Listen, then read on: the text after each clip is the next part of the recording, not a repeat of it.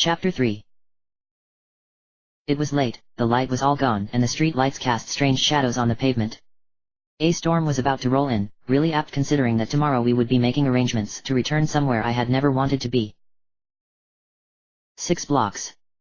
I was 6 blocks from Damien's mansion when it happened. The storm had broken, and the roads quickly turned slick. Movement on the side of the road made me hit my brake, as a beautiful blonde woman darted across the road in a white dress. Old cars with bald tires don't handle well on rain. The Torino went into a fishtail skid and spun around violently. That was the last thing I personally remember. But according to the crash scene analysis people, the Torino spun 3 times and jumped the curb, slamming sideways into a light pole. Buckled in, I stayed with the car and got slammed into the airbags, then back into the seat. According to the paramedics, I took a concussion, 3 broken ribs, and several lacerations from the myriad pieces of shattered vehicle glass. The Spring King landed in an open field. The transit had been brutal, I was clinging desperately to a back spine and trembling woozily. Danny cried and Ted was shivering from the sudden plunge in temperature from the eternal summer of Fairy to the cold of the mortal plane. But I knew sitting like idiots on the king's back would not be appreciated. I forced myself to dismount and help Ted to do the same.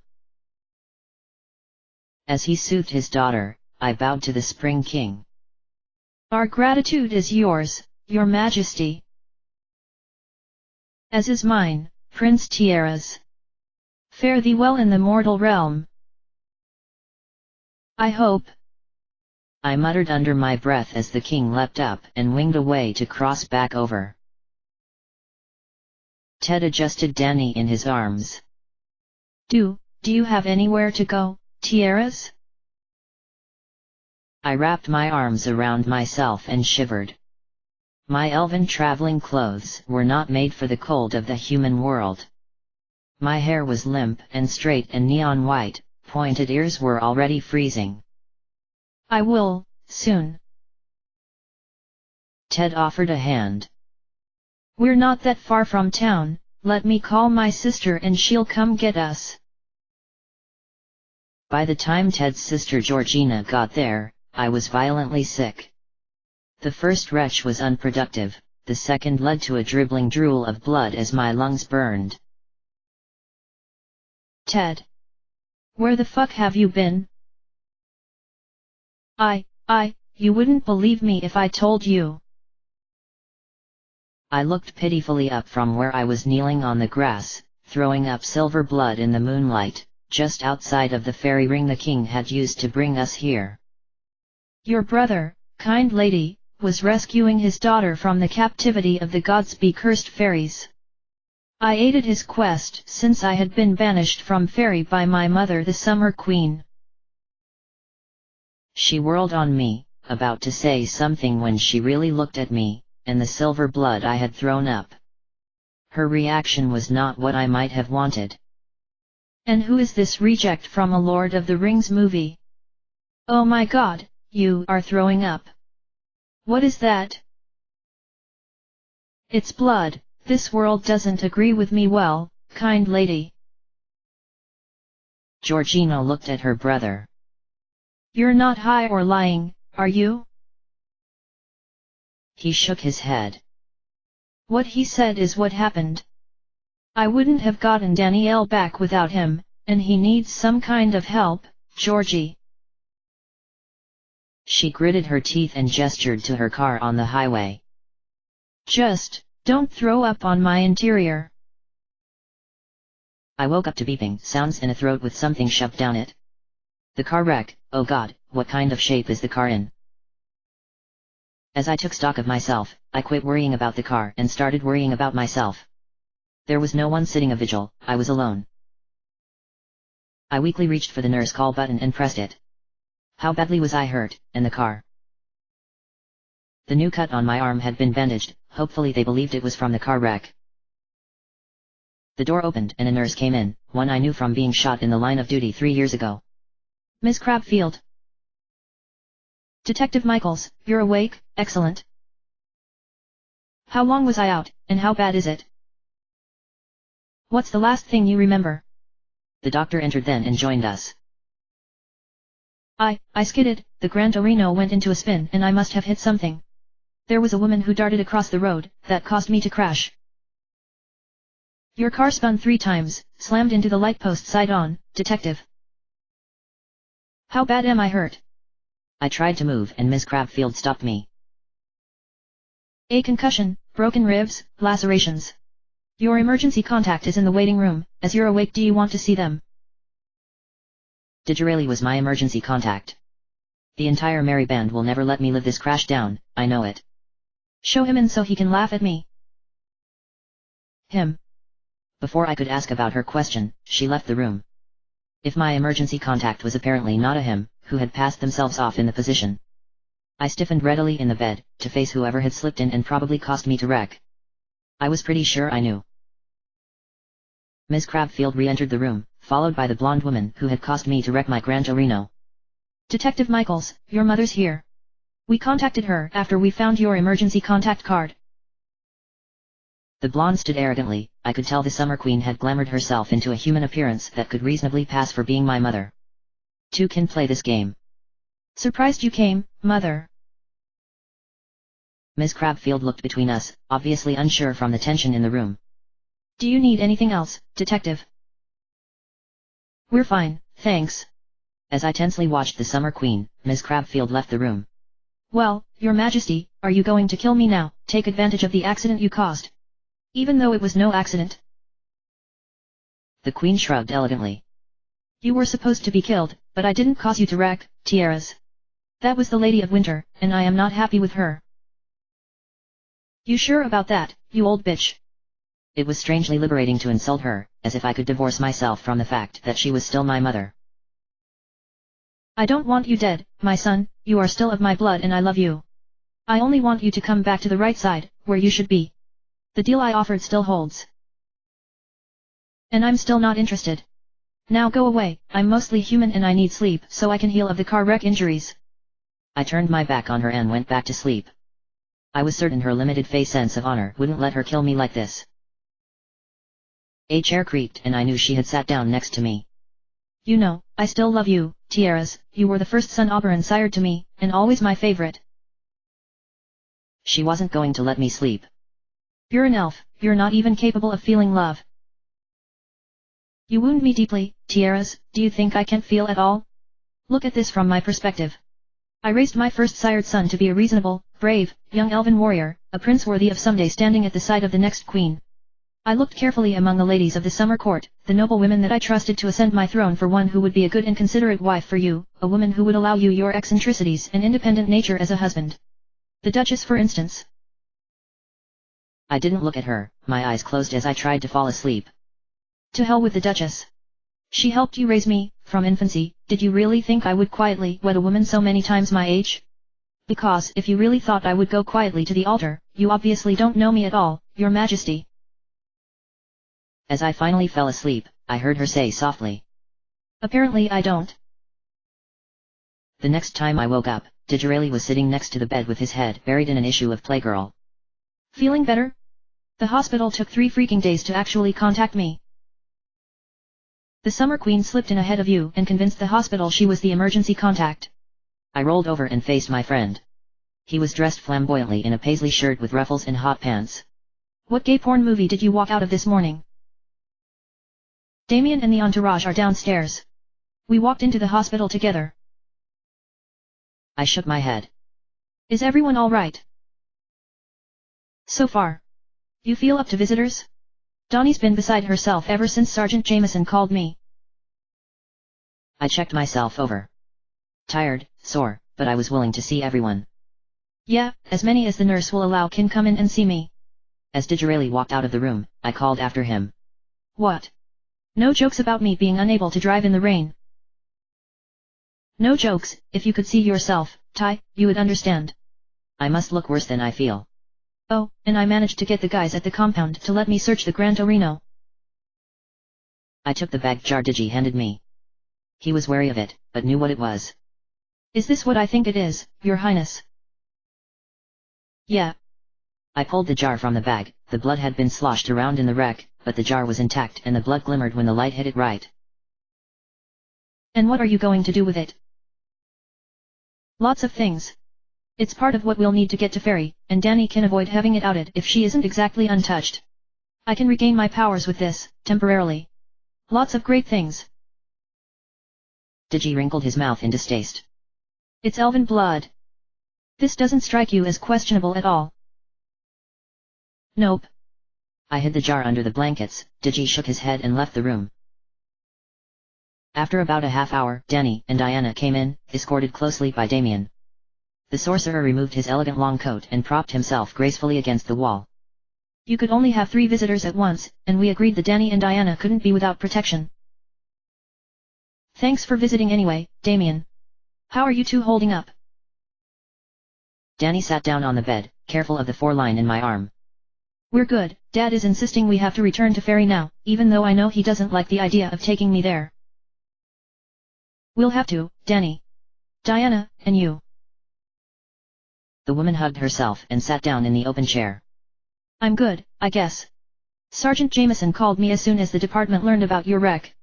Robert's murder investigation has been handed off to another cop. Well, I had wanted out from under my mundage obligations for the duration. Not this way, though. I collapsed back on the pillow. Who took my cases? Whoever it was, I pitted them on Lenora de Gaulle's murder. Turnals could be solved. It had been a mundane homicide, minus the fact that Loro the Thar had been vesseling the body. Lenora's would never be solved. Considering the Horned Hunter had been banished, the knife in evidence lockup had probably disappeared with him. He mentioned a Detective Railfield. He's a good guy, he'll catch the guys who shot your husband. Are you ready to head for Fairy? Not really, but according to Damien that's the only place where we can end this thing. We have to take you and Danny, I patted the teenager's hand, to the Temple of the Morgan. Once you reactivate the temple's own magical protections, there won't be a thing the Summer or Winter Queens can do to you. Danny was looking at the window. How do we get to Fairy? We'll have to gather a lot of strange things, and use the same fairy ring that your father and I exited through 15 years ago. It's the only one I can use, and Loro the Thar will have to get the help of his father the Spring King. Our job will be to activate the ring on our side, and he'll work from his. Ms. Crabfield knocked on the door. Visiting hours are going to be up in half-hour, Mr. Van Walliver, if anyone else wants to see him. He stood and gently ushered the 2 women out of the hospital room. We'll be by tomorrow. Digirelli and I are going to hunt for Elsie Ward today. I reached under my blankets and pulled out the mason jar of elven blood. You'll need this as part of this spell. Damien blinked at me. Elven blood? Are you sure you want to hand me the whole jar? A little bit of that would help you. No. I was not going to use the blood to help myself, even though it'd reverse my slow slide toward being human. The effect would be temporary, and I'd go back to my fey nature continuing to slip. If that's what you want. Damien turned his back on me and walked to the room's tiny bathroom. He came back out minutes later, handing the jar back to me. He had only taken about a quarter of the jar. I don't need much to open a fairy ring, tiaras. Danny, Diana, let's let him sleep. Then I was alone again. I fell back asleep. What woke me was the door opening. The window that had been light when I had had visitors was dark again, and I felt better. Considering it was night, the door creaking open slowly was probably not someone with friendly intentions for me.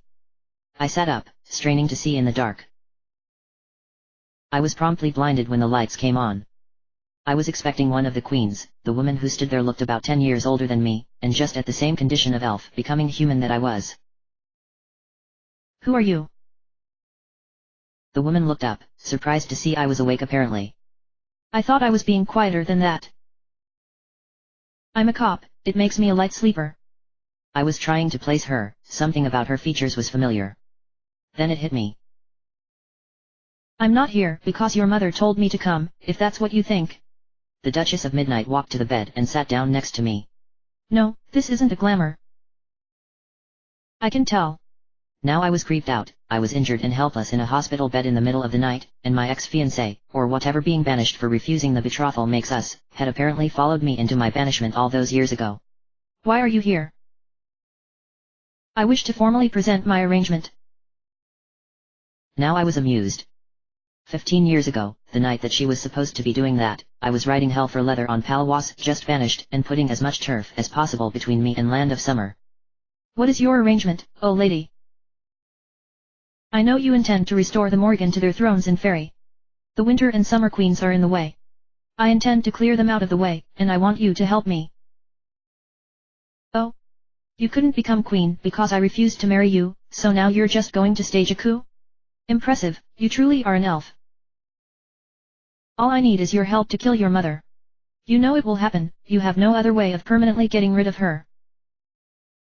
If I have to, I will, but I'm not going to kill my mother, just so you can become the Summer Queen. A pity. Killing her and the Winter Queen will be the only way to safeguard the Morgan. Already helped kill the 7th Winter Queen, why not go for the 8th? And what about my sister? The Summer Princess is ill. So I've heard. Will you kill her too while she lies in a sickbed? You misunderstand ill, your highness. The Summer Princess is ill. The Duchess made finger quotes, and then I knew. You mean she's with child? The father is, unknown, but the princess is laying in childbed, waiting for her time to come. She knows nothing of the activities of the queen, and I dare say her royal highness would not approve. I mused as I digested this. Somebody had knocked up my sister and gotten away with his life, if the Duchess was telling the truth and had her facts straight. What do you need me to do? Kill your mother, your highness. I have a plan for the princess. I wished I had some cold iron available, and yet. How long have you been here? I followed you, your highness. 15 years, the same as you. The night our betrothal was to be announced, your mother announced your banishment. I went after you, desperate to convince you to rethink your refusal. I couldn't stand it anymore. Why by the 5 dimensions in hell itself would you bother? The only reason you wanted to marry me was to gain access to the throne, you never actually cared about me. The Duchess looked wounded as she brushed black hair away from her face. Is that what you believe? Tiaras, damn it, if you had seen the other options the queen had for your marriage. I asked for your hand in marriage because I cared about you. I didn't want to see you wed to the likes of the Countess of Shadows, or the Lady of the Grey, or your sister. Yes, she considered it. The princess refused the idea. I won't call it love, we both know basing a marriage on that fickle emotion is folly, but I felt with time you would accept me as a wife and lady, and we would find some form of quiet marital affection. I shook my head. You're wrong, you were and are a beautiful woman, but I could never have seen you as anything but my aunt in honor, my mother's best friend who helped her care for me as an infant. I have made my own life here, and my concerns are limited to keeping Danny Lawrence and Diana Eternals alive long enough to take them to Fairy and put them on thrones in the Temple of the Morgan. Who is or isn't on the throne of summer or winter is not my problem. The Duchess bowed her head. So I see. I have tried for 15 years to find the right moment to tell you this, and now I see that we could never be, your refusal is too strong to ever allow us to have an amicable marriage. She left the room, flicking off the lights and closing the door behind her. And under my blankets, laying against my hip, was the blood. Did I dare use it? Schemes were afoot and I needed to be healthy again, I couldn't wait for my human body to heal the broken bones and bruises. I rang the nurse call button and waited. Ms. Crabfield walked in a few minutes later. Anything you need, detective? Yes, actually, but this is kind of difficult. You see, I need discharged. You're in no condition to leave the hospital. Yes, well, give me a phone, I'm calling my friend and I want discharged, go get me a doctor. No one is going to discharge you, at least not until tomorrow evening at the earliest, detective. Is there anything else you want? No, just out of here. When she left, I unscrewed the lid of the mason jar. Just a little bit, enough to partially reverse my slide into humanity and heal my injuries from the crash. I would figure out how the hospital would deal with me disappearing, later. That wasn't my primary concern right now. Elsie Ward was nigh impossible to find for mortals. I took a deep drink of the blood Damien had left, and quickly capped the jar and set it down on the food tray. The change was subtle, obvious, fast, slow, all at the same time. I discontinued my own 4 and pulled off the monitor leads, then jumped out of the bed. I was about to seek a mirror, but alarms were going off, since according to the monitors I had just flatlined. I had to get out of there. and the window did not open. I turned to the door as Ms. Crabfield came barreling with a doctor. I gave them my best grin, in case it didn't work, and snapped my eyes shut and threw a glamour of my previous injured human appearance. You get back in that bed. Ms. Crabfield didn't react unusually, so the glamour must have worked. I met the doctor's eyes, and noticed he was extremely amused. I laid there and cooperated as she prepared to restart the 4-line, when the doctor stopped her. I've got this, Janine, head back over to pharmacology and check the drug supplies. She looked at him with her mouth agape, but did as he told her. I looked at the doctor. Please discharge me, I don't care if it's AMA. He cocked an eyebrow. Your glamour is pretty good, how long have you been in the mortal realm? 15 years. The doctor was of the shaded world, then. And you can still cast glamours? Temporarily. I picked the jar up off the tray table. Elven blood. Yeah, there's a massive situation going on. What I need you to do is discharge you on the quiet, and let the police department think you're still hospitalized. Yes, thank you. I got off the bed and went for a mirror. The mirror would show me what I really looked like. When I got back to Damien's mansion, everybody else would give their opinions about my skill at glamoring. Which was likely to be not good, if I had to guess. It had been a hurried glamour. My injuries were healed, and most of the blood's power had gone to that. My hair was back at full mid-back length, and pure royal white. My skin had paled, and my ears had tipped a bit, but nothing like they would be if I was fully elven in appearance. I looked like I had almost 8 years ago. Back out of the bathroom, I faced the doctor. What do you see? I see your glamour, it's actually pretty good for someone who hasn't cast one in a few years, I presume. Yeah. The doctor got me some fresh clothes, my own were too blood-stained, but he gave them back to me anyway, and my badge. I can hide you on the books for 3 days, and that is it. Beyond that, I'll have to pencil whip paperwork that shows an AMA discharge. Come back inside of 3 days, I'll check you properly and discharge you. And we couldn't keep your service weapon, hospital policies. Sergeant Jameson collected it after the EMTs stripped you in the ambulance for treatment. I'll try, doctor. I took my things to the bathroom and changed out of the hospital gown. Once I was dressed, he took me out quietly to the staff offices and I called Digi from my cell phone. Digi, it's Lane. They let you out. Well, sort of, kind of, listen I just need picked up. In the background, Digirelli, who's calling? That was Damien. Tiaras, he's been discharged. No way, I saw that wreck. I spoke into the phone before they forgot about me, while the doctor did paperwork. I just need a pickup, it's a long story. Digirelli was vibrating on the other end for the whole story. The car will come for you. I hung up and the doctor pointed me towards the lobby. Considering I had come in an ambulance, I was walking out hours later under my own power, carefully bag-carrying the elven blood. I waited outside, my coat hanging loosely and had my head pulled down in the collar. I would have a hard time explaining to anyone in the precinct why I was out of the hospital already. The Bentley pulled close to the curb and the chauffeur popped the door. It was one I hadn't seen before. Detective Michaels. That's me. I climbed into the car and tried to avoid the sight of the rearview mirror. I either accomplished my goal, or the man was carefully trained to not notice oddities. The car stopped in front of the Van Walliver mansion once again. I climbed out into the night's darkness. As the chaff furor pulled away I flicked my hand and shed the glamour I had been wearing. A crack of distant thunder shook the ground, and lightning flashed in the sky. The clouds split open and poured rain. By the time I made the door my white hair was both plastered to my head and neck, and wind-blown at the same time. The butler opened the door as I walked in. Thanks. He said absolutely nothing about my fey appearance as I walked to the study. Digi and Damien were awake and sitting up reading. Nobody else was around. Digi looked up at me and grinned. You ain't looked like that in about 8 years, so you used the blood. Just a little bit, most of its power went to healing my wounds from the wreck. What kind of condition is the Gran Torino in? Both men, well a human and a demon, looked at each other and sucked teeth. Finally, Damien said hesitantly. Well, you did broadside yourself into a street lamp, Tiaras. Oh God. I plopped down into a chair and moaned. My car. But the impound lot would be closed this late, so I had no choice. Damien was watching me instead of his book. You're not armed this time. The precinct represented by Sergeant Jameson took my gun from the paramedics.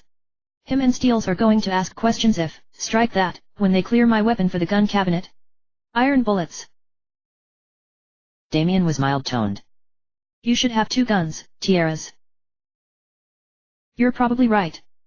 Truth was, I had been ducking and dodging a lot of department rules on weapons. I trusted my service weapon, so I used it and made my own iron and silver loads for situations like these. Hell, at the rate I was going, I might have to join Lombardi's circus just to get out of my own rules violations. Damien snorted. I definitely am right. Your Glock 22 does not have the power to take down anything that isn't roughly human-shaped and sized. Most of my problems are human-shaped and sized. Then I blinked, as I took a towel the butler quietly brought me and started wringing out my hair. How do you know what I carry on the job? I wasn't always a rich and powerful sorcerer, Tiaras. He sipped an expensive wine, or at least I was certain any wine he drank would be expensive by default as he was very rich. And I had a sudden temptation to do a background check on Damien next time I was in front of a police department computer. And maybe on Mark Israel too, while I was at it. It could be a name Digi had made up on the spot, or it could be a full-fledged identity. Yes, I suppose nobody gets born into that position. I kept wringing water out of my hair. Damien surprised me when he laid aside his heavy book. Show me the glamour you left the hospital with. I snapped my fingers up around my head. Both of them were watching me and nodding. Not bad. It's a very accurate picture of what you looked like before taking the elf blood. Digirelli nodded his own head. Considering this was coming from someone whose ability to feed depended on disguising himself, I was willing to consider this a compliment. I couldn't see the glamour myself, a mirror showed what I really looked like. I raised my hand to drop the glamour, and Damien stopped me with a wave. Do you want to check it out yourself? You have a faking mirror. The smug bastard nodded slightly. On the study wall over there. I hadn't noticed the mirror before. I went over to it and looked at myself. The glamour really was damn good. Plain human face, police regulation dark brown hair, dirty blue/hazel eyes. I could walk through the precinct wearing this and not a person would blink, if I didn't step in front of a mirror. My badge was in my pocket, but I desperately missed the weight of my gun on my hip. Maybe I should buy a personal weapon. Almost everybody else in the department carried their own home gun off duty. But I couldn't do anything about it tonight, and I was still tired, even with my injuries from the wreck healed. My room's still available. Damien rang a pull bell and a maid pushed open the study door minutes later. Right this way, detective. In the room, I piled my clothes on a chair and collapsed to sleep. I was awake and dressing when the maid knocked on my door. Detective Michaels, you're awake. I'm up. I made sure I was decent before opening the door. What can I do for you? You have a caller downstairs in the green room, sir. That's the sunny one with the big windows. Yes, sir, except it's not very sunny today. I wasn't sure if the maid was pranking me or not as I followed her. Lombardi was looking out the windows at the grey, overcast sky. It was still raining, but the sun was up. The maid introduced us, like the man hadn't been dogging me for days. Detective Michaels, Captain Lombardi. She bowed herself out and closed the green room's door behind her. He looked at me, mightily amused by my elven appearance. Well, I guess I see why I want you for SI. I pulled my long white hair back and wanted something to tie it with. While I was looking, Lombardi tossed me a black ponytail holder. I caught it in air. Thanks, Captain. According to Dr. Fletcher, you're still in the hospital. Jameson put your service weapon into the precinct's gun cabinet. I know. I tied my hair as I talked. Elven hair doesn't tangle and stays straight, so a brush wasn't necessary. The elf blood, you used it then? Yeah, it won't last long though. Mostly for my wounds. I turned my hands in front of me. Already my skin was darkening back to human tan. Within a week I'd be back to what I had looked like before using the blood. Lombardi shook his head. Do you have any idea how valuable you would be to special investigations, Detective Michaels? I checked my hair, made sure I had everything in the hair tie before facing Lombardi. I'm not interested, sir, with all due respect. Would you please take that as an answer? I'm only involved in this situation because the situation was something I got myself involved in long ago and I have to see it through. I don't even want to be involved with the shaded world. The what? Lombardi blinked, he truly had no idea. I looked at the ceiling in frustration. The shaded world, Captain. Fae, dwarves, dragons, witches, wizards, sorcerers, werewolves, vampires, ghouls, goblins, the wild hunt, the seelie and unseelie, phoenixes, giants, demons, incubi, succubi, angels, archangels, cherubim and everything else imaginable that goes bump in the night and preys on mere mortals, flesh, blood, or souls. You are playing in a sandbox where you are massively outnumbered and outgunned. Lombardi just nodded. That's why we need you. I'm sure there's a wizard in the phone book who would be on your side, Captain. I'm a fae, and the only side I'm on is my own. Is there anything else? You're lying. You've been in our world for 15 years, 10 of those as a cop. If you were really just like every other bloodthirsty moralless fae, you wouldn't do the job you do. I wouldn't. It shook me, to have my present character called out like that. Special investigations may not always understand what's out there, but we certainly aren't completely blind, Detective. Something itched in me. Special investigations were like small children fumbling about in the dark. If I refused to give them a flashlight, wasn't I being just as viciously petty as the rest of my species? You are blind, Captain. But I've got a flashlight. Lombardi perked up, thinking he had finally gotten to me. Does that mean you'll join special investigations, Detective Michaels? And, damn it to hell, he had. My name is Prince Tiaras of the Summer Court of Fairy. Let me, Tiaras, clear up this present situation, and then you'll have Lane Michaels for SI. You get to explain my change of direction to the narcotics captain yourself. I can do that. Lombardi stood up from the chair. The sun had broke through the clouds, turning the wet grass to sparkling green turf. I opened the green room's door. You want me to call a mate or something, or can you find your own way out? Walk with me, as far as the car. I went along with Lombardi outside into the large circular drive. I said the only thing I could, to avoid displaying my jealousy of the mint 1978 Firebird Trans Am, with the T-top. Nice car. I've been told you have a thing for cars, Detective, or if you prefer. I gave him a nonchalant shoulder and hands up.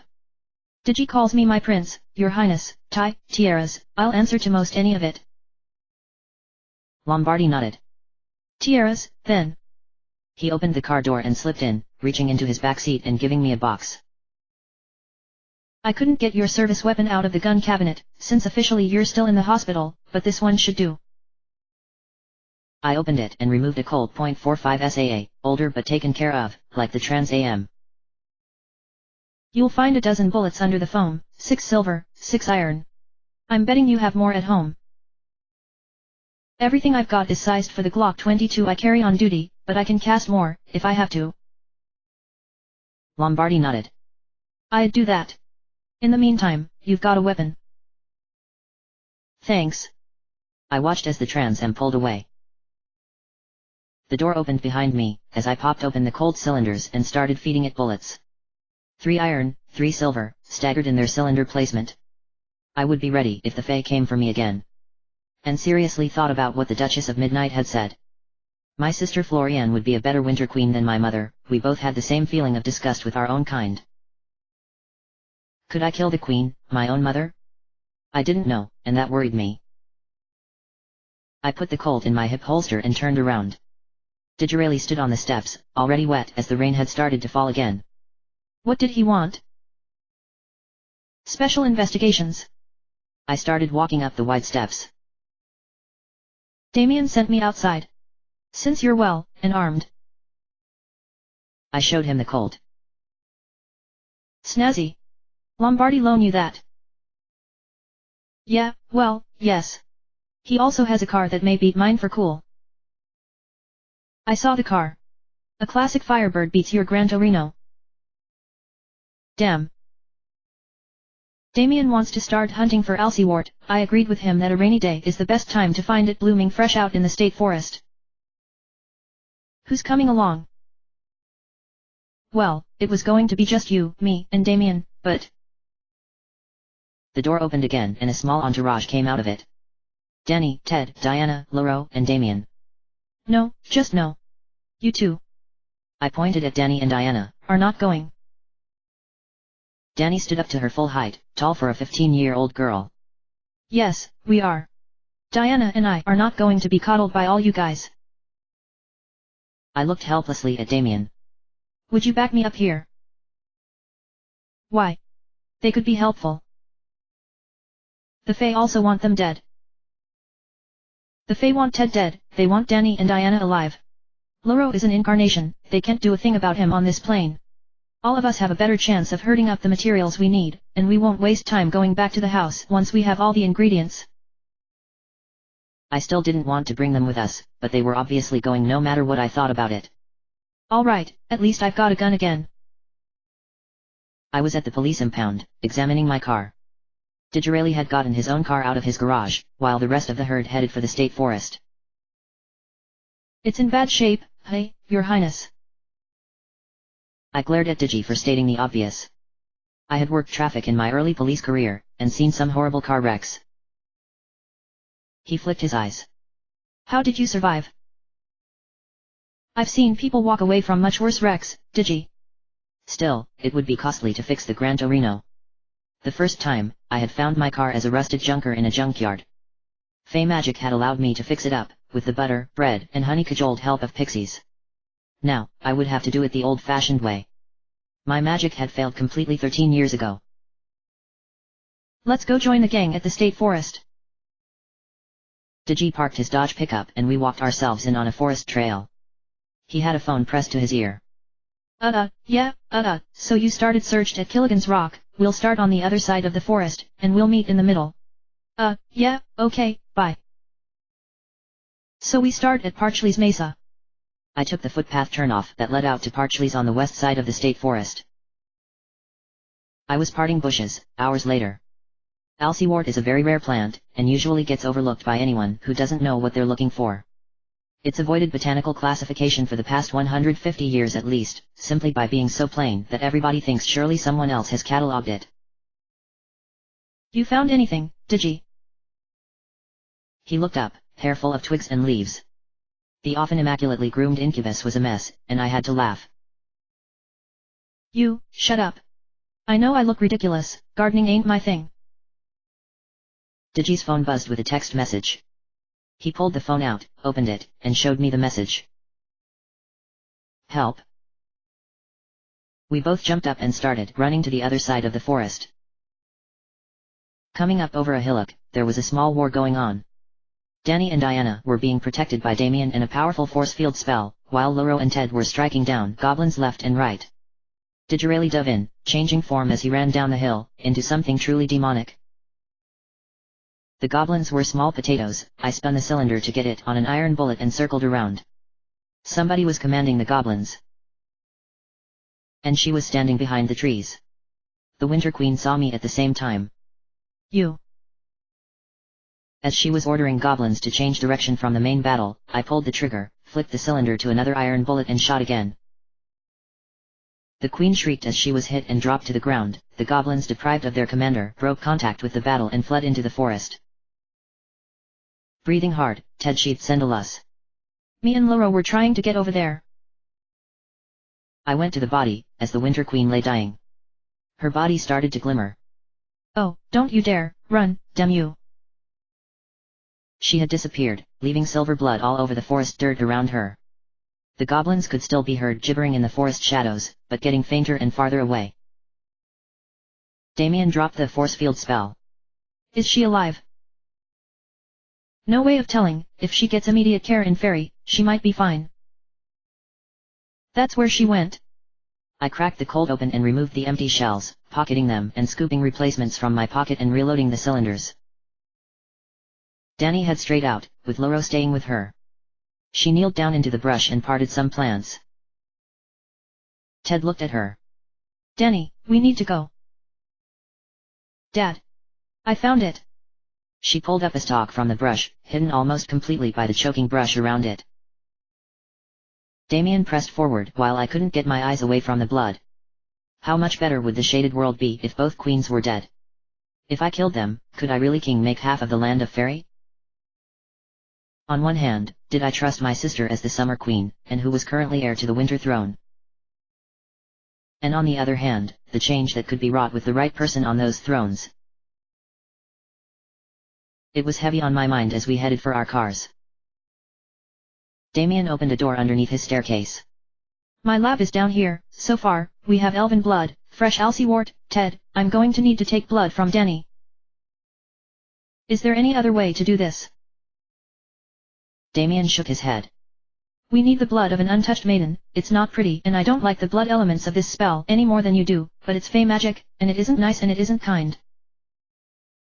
Danny followed us down into Damien's laboratory space. She had been quiet throughout this conversation. I walked with her, Ted was ahead with Damien. I had some kind of hunch. I lightly reached for Donnie's wrist and pulled backward. And had no idea what to say. How do you ask a teenage girl if she's been, active? She looked at me. You want to ask me something? That wasn't a question, Danny. No, it wasn't. You know what this spell needs, Danny. Are you? I made some hand motions in circles, dodging around the issue.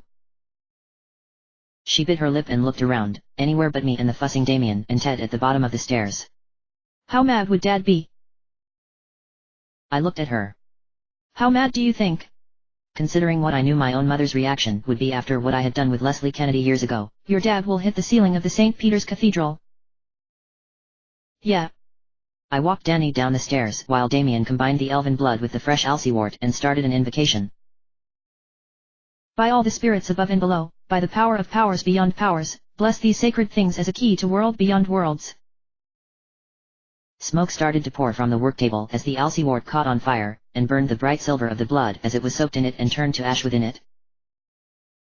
I held Danny back from Damien's spell casting, as the smoke cleared and Damien poured the resultant blood ash into a plastic baggie. I wise asked, very modern there, Jafar. Can it, Legolas? Damien pocketed the baggie and turned around. We still need the first rose of spring and the blood of an untouched maiden. Ted blinked. You mean you're not going to use Donnie's blood? Damien shrugged in his nonchalant way. She's not untouched. When we all gave him the how the hell do you know that, look, he shrugged again. Sorcerer. Ted looked at his daughter. Danny hid behind me, apparently she thought I'd protect her from her father. I tried to defuse the situation by herding Danny up the stairs. How about we see if Damien's wonderful cook staff has made dinner? Diana, Loro, Digi, Damien, Danny, Ted, and me were all gathered around a large circular council table in Damien's parlor, which was a completely different room from the study, and from the game room, and the den, and the study. Have I mentioned Damien is very, very rich? The dinner was excellent, though my partly restored elven nature made me have to be careful about what I ate. It was still a fine dinner. Danny and Ted didn't say a word to each other. I suppose it's not every day you have someone else tell you your daughter has been fooling around more than you thought. Diana and Loro were becoming closer and Digirelli was negotiating more power that Damien needed. Oh, for God's sake, I will do that, but I will not do that. Damien had his arms crossed over his chest. Digirelli grinned. It's going to take a lot of magic to open that portal, and you still need the first rose of spring, and we're running out of time. I can't believe you want to try to negotiate for butt sex with the future of 2 dimensions hanging in the balance. Ted glared daggers at both of them. Danny rested her head on her hands and watched the show. Digi grinned even bigger. Technically, it's 1 dimension. Most of the mortal realm couldn't care less what happens to Diana Eternals and Danielle Lawrence. My involvement is predicated on my association with tiaras, and certain other interests. That tripped my trigger. Your association with me?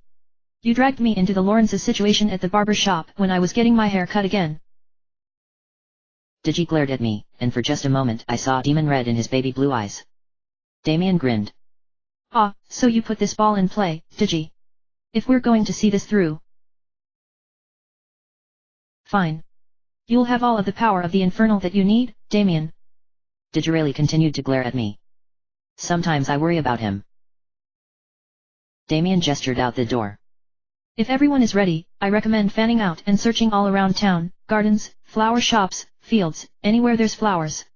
Luckily, it's spring, and the flowers have just started to bloom. All we have to do is find the rose bush in our area that bloomed first, and that will count.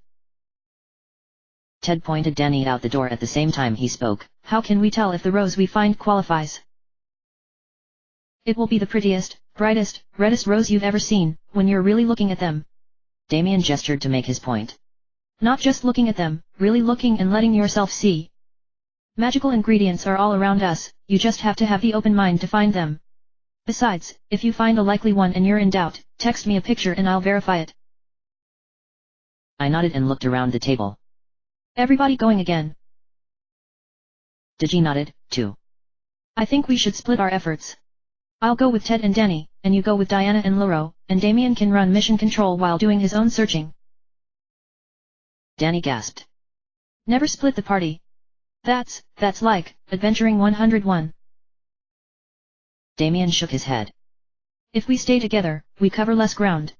We've got cars and cell phones, it's not like I have to throw a trained falcon in the air to talk to anyone. Danny crossed her arms and acted very much like a 15-year-old girl. I'm supposed to trust that my dad and a horny demon can protect me. Diana looked at me. She couldn't possibly be thinking the same thing, after I had saved her at her house and walked her through. I had to defend Ted, he was a bumbler at times, but I had seen bravery from him. Danny, do you realize what your father did to save you 15 years ago? By force of will alone, the total lack of greed, selfishness, self-interest, his only goal to rescue you, that let him open a fairy ring and get to fairy. What we're running all over town trying to gather the ingredients for, what's going to take a significant amount of magical power courtesy of Damien, your father did because he loved you that much. Danny didn't respond, maybe I had gotten through teenage stubbornness. Maybe not, I couldn't tell. Damien stood up from the heavy oak table. Well, we still have several hours of daylight, and no time to waste. Same drill as with the state forest. Diana looked up. Minus the attacking forces. I looked at her. Not very likely. Of course, I had no car. I couldn't call the precinct for a ride, I was supposed to be hospitalized. Giving in the inevitable, I cast a glamour over myself while Diana called a taxi. Loro, the bastard, just snapped his fingers and disappeared, agreeing to meet us at Diana's house. I hate incarnations sometimes. The driver raised an eyebrow as he pulled up at the foot of the stone stairs leading up to Damien's front door. God knows what he was thinking. As tempting as a badge flash was, I kept it hidden as Diana gave him directions to her house. 1645 Adams Street. I looked out the window as the taxi drove across town. Do you have a car? Why would I go back to my place if I didn't? She had a point. What model do you have? It's nothing pretty, just a Chevy two-door. She glanced at me, and I detected mischief. She had seen my Gran Torino, did she know about my irrational fling for nice cars? The taxi stopped at Diana's house, and I paid the man while Diana ran for the house. You, wait up. God knows what could be waiting. As Diana went for her house, I struggled along with her, hiding my cold. I didn't feel like explaining to the taxi driver I was a cop, since these guys tend to be very savvy. He'd try to find out what was going on, might try to finagle my name, my badge number, and remember, Detective Lane Michaels is still in the hospital. She unlocked her door, the place had been trashed beyond recognition by the goblins. Diana stopped in her short entryway of the row house and stared. This place is a disaster area. Goblins will do that, Diana. I finally got past her and cleared the house room by room with the Colt on an iron bullet, while she went to her bedroom and scrambled to pack the sort of things that women apparently can't live without and she hadn't been able to grab when she had ran for her life days ago. I about put a hole in a wall when Loro just appeared on the stairs. Tiaras. If death glares and angry looks could kill, he'd be dead. I lowered my revolver and growled at him. You scared me, and I'm guns hot. I about put a hole in that wall. I apologize for startling you, Tiaras. Where is Diana? I gestured to the bedroom. Packing. Never mind if we pull this off, she won't need any of that in the Temple of the Morgan. What took you so long to incarnate? Your mother, attempting to block my spells from this side of the division between dimensions. Did she try to communicate with you? Laurel looked away, at the bedroom door where Diana was taking to herself. Nothing here is good for this, do I not have one set of clothes for tromping around in the woods? I called back to her. What you're wearing is fine, Diana. Laurel pulled me away from the bedroom door. There was a message, before I broke past her blocking. She said you have one chance to choose the proper side, or she can no longer keep you out of harm's way in this war. I started laughing. The Dem Winter Queen causes me to wreck and I could have been killed. Encounters with goblins have become as common as speeders. I'm already in harm's way. Laurel stepped to the door. Do you regret your choices at all? Why should I? I have a job, I have my freedom, I have friends who care about me because of me, not just because of my throne. I have no regrets.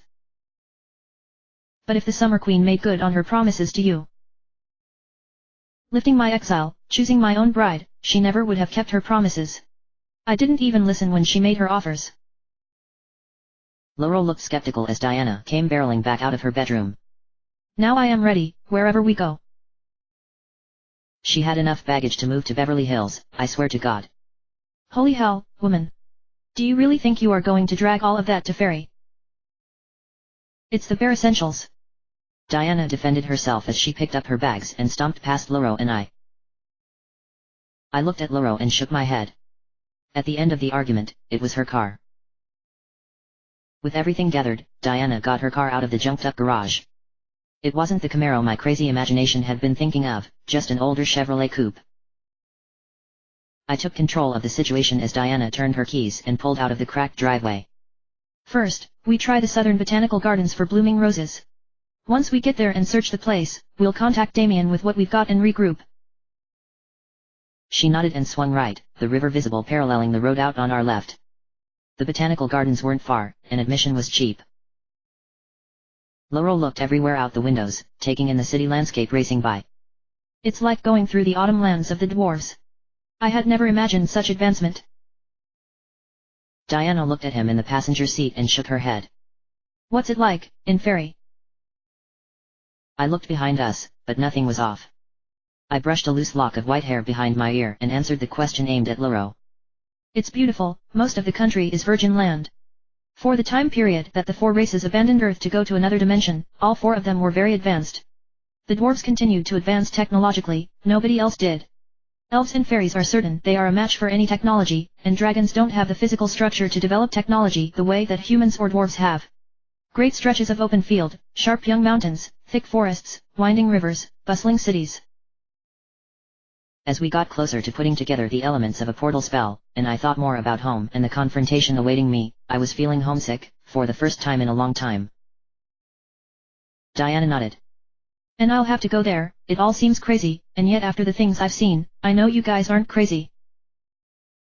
As she made another turn and approached the parking lot of the gardens, I wished I could tell her that once she and Denny were in the temple in the middle of Fairy, everything would be fine. But I knew the political battles would have just begun, more so if I did kingmake among the elves and fairies. Diana turned off the car and got out, Laurel stuck close with her while I made an important phone call. Van Walliver Residence, this is Jolson speaking. Yeah, it's Prince Tiara's. Tell Damien we're checking the Southern Botanical Gardens for roses. Very good, sir. Jolson must have transferred the call. I kept walking just behind Diana and Laurel as Damien answered. The Botanical Gardens, good thinking. We're about to go inside. Got to let you go. Send me a picture if you find a likely one. Damien hung up the phone and I slipped the cell back on my belt. Diana had gotten ahead after the admissions booth. I gestured Laurel to stay with her while I talked to the ticket seller. My friend's girl there wants to see some spring roses, could you tell me which bush bloomed first? Sorry, sir, if you talk to someone over in the flowers section, they can tell you. Thanks anyway for your time, miss. I took the ticket stub and caught up to where Laurel was talking to an employee. Over there by the local oak, our tree is over 70 years old, it was transplanted from the Kennard City Park when the land was repurposed for a strip mall. We thank you for your helpfulness, my lady. Loro bowed away, while Diana stared and the garden's employee laughed. All of us ended up by the big oak tree. Right next to it was a rose garden. And Loro and I knew what we were looking for and saw it immediately. That one. Loro strode purposefully toward the bush. I stopped him with hands on his shoulders. You cannot just pick one right out in the open, we have to be quiet about this. I am quiet. Loro was about to reach for the bush again. I yanked him back and made sure we weren't being watched. First of all, let's not all be bunched around the rose bush. You and Diana go over there and admire the Easter lilies, I'll get the rose. Loro seemed to prefer the so-called warrior's way, but he listened to me and went to give the Easter lilies his undivided attention. I checked the area around, and nobody was looking. I raised my phone and snapped a picture of the big, heavy bloom near the lower branches that we had identified. Snapped and checked, then texted it to Damien. This good? Loro and I think good. I got my answer back in a minute. Pluck it and bring it. Meet us at the ferry ring on Highway 31. Also texting TDD. I shut the cell phone and checked my surroundings again, before swiftly picking the rose and hiding it under my jacket, then walking off towards the aviary. I had my phone out writing a text message when Diana's scream caught my attention. I shoved my phone back into my pocket and ran. The other garden visitors were running and screaming. Dogs. Somebody call animal control.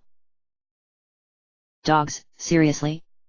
With only my colt, I was facing a small army of pixies.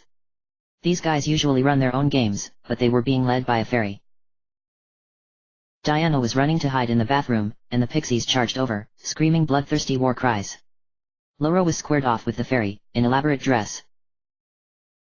Dress I recognized. A prince of the court. I pulled my colt, knowing we didn't have long to clear out of the situation. Loro. Grab Diana, they want her. The sound of metal on metal was clear as the fairy drew steel. You. Me. I had a finger on the hammer, and the other just outside the trigger guard, with an iron bullet in the revolver. I am the Winter Prince. You killed my mother. Prepare to die, elven trash. I had an opportunity, but not much of one. Wait, so that means the 7th Winter Queen was your mother, so it's your sister who caused me to wreck my Gran Torino. Got it. Draw your blade and fight me. I checked around, and raised the colt. My name is Prince Tierras. I have been banished for 15 years to the mortal realm. I put down that primitive metal stick down years ago. There's iron in this gun, and the path you're on is only going to get you killed. Be reasonable about things, and you might see the throne sometime before your first millennium, boy. The Winter Prince hesitated. Fairies and elves are technologically backward, but the dwarves invented guns long ago, so he knew what I was holding. He sheathed his blade. This isn't over. You have to return to fairy eventually. He whistled a command and the surviving pixies came streaming towards him, as they all disappeared. Loro and Diana came running to me. She was holding her arm but she hadn't been taken. Loro jerked his head toward the gate. I believe we need to retreat. He was right, so we did. While Diana drove, I called Damien. We got attacked by pixies being led by the Winter Prince, the sitting queen's brother. Damien sounded worried. And Diana? She's all right, a few scratches from the pixies trying to stick enough of themselves to her to transport away. You guys are in better condition than Ted, Danny, and Digirelli. They were ambushed by elven soldiers out at the city cemetery. Damien paused for effect. Being led by the Summer Queen personally. Danny was taken, Tierras. Well, that was going to screw our plans something fierce. I directed Diana back to the mansion. Loro and I helped her with her luggage. The moment we got inside, Digirelli and Ted ambushed us in the foyer. How soon can you guys be ready to go to ferry? Ted insisted immediately. I pulled the rose out from under my coat and handed it off as Damien entered the room. Good enough. Plenty. We're heading for the ferry ring on Highway 31. Damien already had his bag of various sorceress implements. I have the blood ash in here, and the rose. He put that into the bag while muttering some words over it. We're missing an ingredient. Ted was deadly serious, and I first noticed the sling his arm was in. And he was right. Damien looked at me and tilted his side slightly. I'm working on that, Ted. You, Digi, Loro and Diana, get yourselves ready. Once we're on the other side of the ring, it's the Dark Ages. The group left with Diana's luggage. I was alone with Damien. The sorcerer was still studying me. It's a good thing you picked that rose. If Loro or Diana had done it, it would have lost its power. Oh. Loro was about to make a scene. I actually waited until nobody was looking. And then pixies attacked you. Led by the Winter Queen's brother, he wants to kill me for the death of the 7th Winter Queen. You did kill her. Damien was studying me in a way that almost made me uncomfortable. She killed herself. Her spell rebounded off of Loro the Thar's hide 15 years ago and struck her. I was just present and more worthy of being blamed than a human oaf. Damien was still studying me. Ted is right, we're missing the maiden's blood, and Danny was kidnapped.